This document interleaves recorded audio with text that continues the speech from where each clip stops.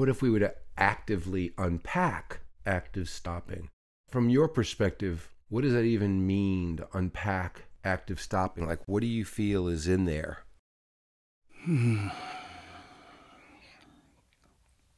Well, for me, active stopping, I'll recount what it means just from a physiological perspective first.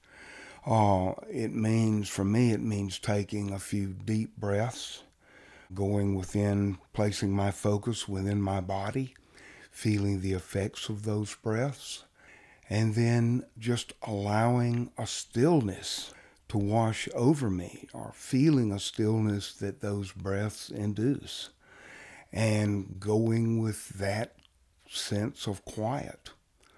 And to me, that's stopping, and actively taking steps to bring about that sense of stopping. And then, having done that, you want to just allow yourself to sink ever deeper into that state, and pick up and receive whatever insights it may offer at that time. So we have stopping for the sake of stopping, stopping for the sake of awareness, and then stopping for the sake of action, like, breath steps. It seems like there are times when it's stopping for the sake of stopping, that when a thought comes in, since we're working on stopping, and this is me to a T, sometimes I am addicted. A brain state that hasn't stopped is addicted to entertaining whatever presents itself and to start having a relationship with it. It's almost like it's organic for me to be stopping for the sake of awareness, for the sake of whatever comes in. And I don't need any help to have a interplay, a dynamic with thoughts that come in. So it's probably helpful to think of stopping for the sake of stopping as an end-all be-all strategy, that if a thought comes in, since we're working on stopping, to really give yourself permission to just take that stopping to another level. My mantra around, I choose to welcome my unknown mysterious self, whatever it is, my mysterious sovereign, my emerging self, all of these terms that I use. It helps me kind of discount, if you will, whatever thoughts are coming in and going, I'm not here to entertain whatever presents itself. And some people have mantras where it could be a nonsensical word, like you could just be like, trapamoli, and if you just say that, then that's it.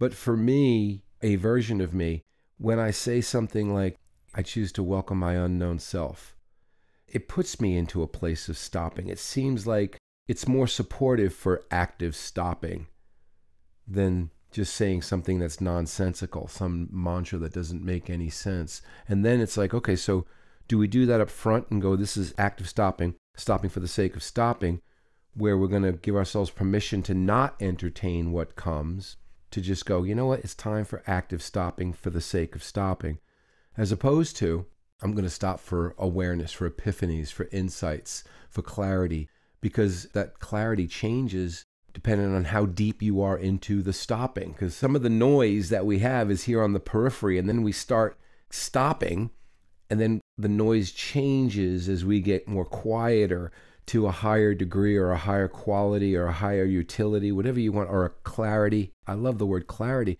but it seems like the more that we stop, the more clarity there is. So do we sacrifice quantity for quality? Do we not entertain the voices, the sounds, the thoughts that come up on the periphery, or even that come as we begin to drop in, pushing that away for a deeper dropping in to entertain a higher quality, whatever reveals itself thought?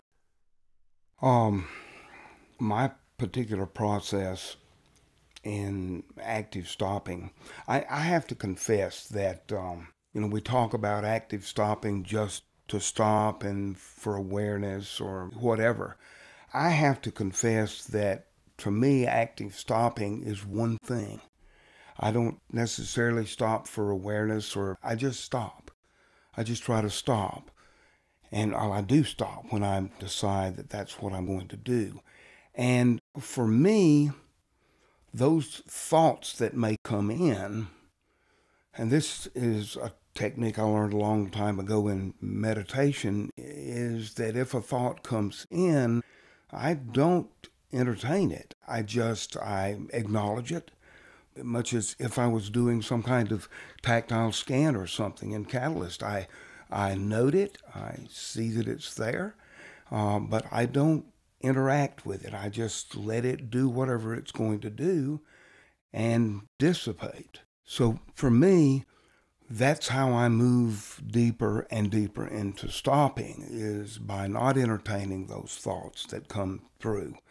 Now, I can say that if I'm deeply into active stopping, an idea may come that is novel, that is revelatory, that I definitely want to pay attention to. I know that we both have these thoughts when we are face down on a catalyst table, for instance. So if that kind of thought approaches and makes itself known, I will take note of it.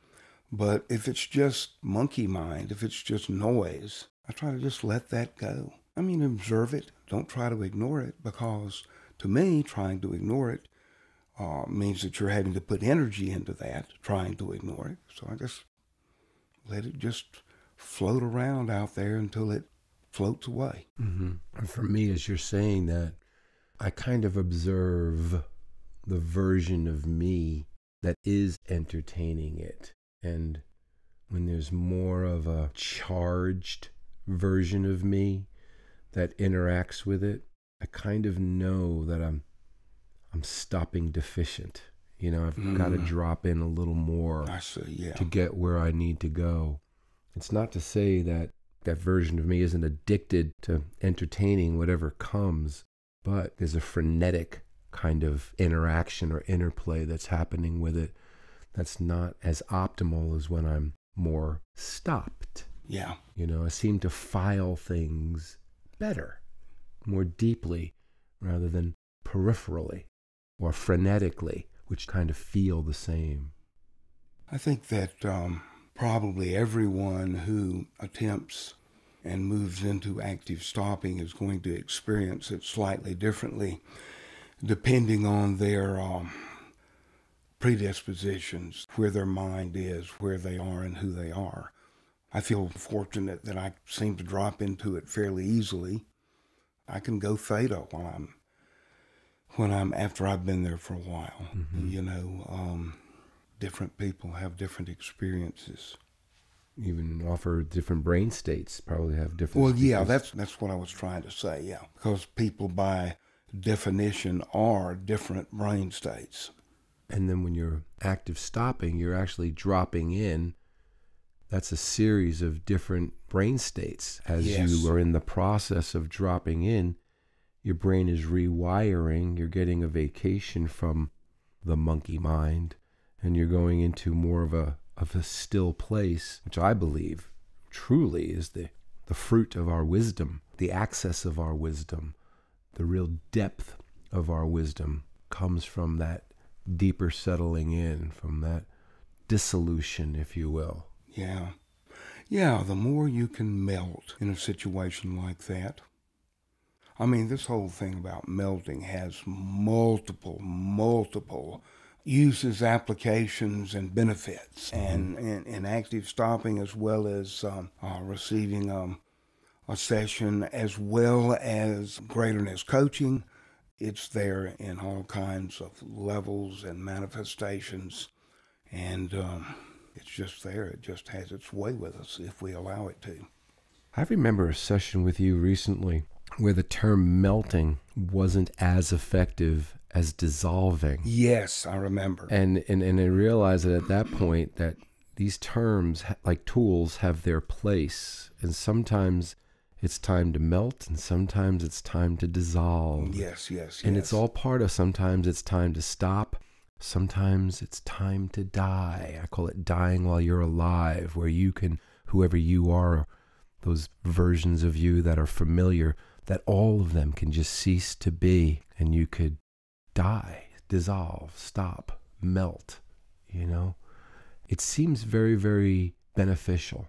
on so many levels, like dissipating, for instance, letting go, the release of tensions for something more novel or newer to emerge. Yes, I think that is the case. And it's almost like, we talk about melting and then we talk about dissolving, and maybe beyond dissolving, or a corollary to dissolving, is dissipation, where we just allow ourselves to come apart, and that certainly makes space for something new.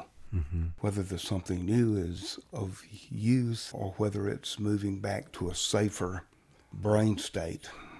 I appreciate you putting that inquiry out. Maybe it's philosophical, maybe it's a values choice, or maybe it's just the knowingness that things are getting more sophisticated, greater, we're constantly improving. But I just believe that I can trust that if I am dying, the next version is more timely for the times, for the field, for the life that's being lived, for the new life that's emerging. I kind of feel it's correlated to... I think that's right. I think that's true. Yeah. So I feel like it's almost like it's easy to sanctify it, to say, well, if I'm dying, it's my time, and something else is emerging or being birthed, and it's probably more time for that. And I do believe it's more optimal than that which we're leaving, I agree. I think that when we move into that state, particularly if you are practicing this work, when you move into that state, into those successive levels of melting and dissolving, dissipation, whatever, when you do that, you are inviting something of a higher resonance in. I agree. I think that that's really true. Don't you think that the higher resonance and inviting comes from the pure openness? Because that's what's left, is like this nothingness creates more of potential. It seems to me like it's almost unconditional welcoming, because you're in an open state where like anything can happen. And the less you, the more anything. And, and the more you, the less anything, and the less only some things can happen. But it seems like the more we really dissolve and get out of the way, it seems like the more anything can happen. Yeah, I think getting out of the way is really the big thing there. It's like that song says, you allow what comes to come, what goes, goes. And that's all a matter of getting out of the way and being a certain transparency. We talked about transparency at an earlier time, and letting things move through you. Mm-hmm. And I really think that is part of the state that we are entering into when we actively stop to those deeper levels, and also when we melt and dissipate. Yeah, I think that's what's going on. That's what places us in a receptive state. Are you able to observe the space that we're in while we're entertaining this thought, or these thoughts, or sharing these concepts or ideas, where the dancer becomes the dance, where these thoughts have a specific resonance, and we are adapting, if you want it, or aligning to this resonance? And can you feel that benefit in your body, observe it in mind, see it in our interaction? Are you able to appreciate how the resonance of active stopping is enough, and how we're just kind of dissolving into the resonance of active stopping? Oh, absolutely. It's almost like moving into a certain sub-theta or something like that, obviously not fully into it, but you feel the mood, you feel the resonance of what's going on, of what's being said, the energy that I'm holding, the energy that you're holding. And it supports this entire inquiry. And my point was that I'm really feeling is like you can meditate and get the value of meditation, but then when you come out of meditation, you're thinking again. So what are you thinking of? Imagine when you're coming out of meditation and you're thinking about active stopping as a form of practical integration, and how this brings the whole re-entry to such a sweeter, more integrative place. instead of going from meditation maybe to monkey mind, back to Oh, right, meditation to right. monkey mind. It's like active meditation, active stopping is almost helping us be a participant in our wakeful mind. Yes, it is, particularly through practical integration. It brings the resonance of your life up, allows you to participate more mindfully and more fully. And I'm having an appreciation knowing what I'm feeling and hearing your words, my words, feeling me as I speak, feeling you and listening to you as you speak, going, anybody who listens to this is like getting a dose of this resonance, and they're going to have a reaction, whether you call it mirror neurons or epigenetic influence or empathy, doesn't matter what you call it. Some form of interplay, interaction is happening with our voice, this talk, and the listener. Yes. Where they're getting the juice. Yes. And that excites me. As an offering, Yeah. consideration, Yeah. probably the greatest act of love is to give an offering for people to consider, to receive it or not, as they are organically led to do or not do, and to make sure that that offering truly is unconditional, that they can do with it as they please, when they please, if they please. And I feel like this is an offering for anybody who's listening. I agree. Yeah. That's what it's all about. Cookies. Yeah, offering a cookie. And if it has a positive benefit, and you can feel by listening to this that you're gaining the positive benefit in resonance and in content, then it's okay to repeat it. It's okay to listen to it again. It's okay to get another dose of awesome and let it become more integrative, because repeating a process is a form of conditioning. Rinse and repeat. Rinse and repeat. Yeah, that's true. I think we'll stop there. That feels complete. Yeah, that was nice.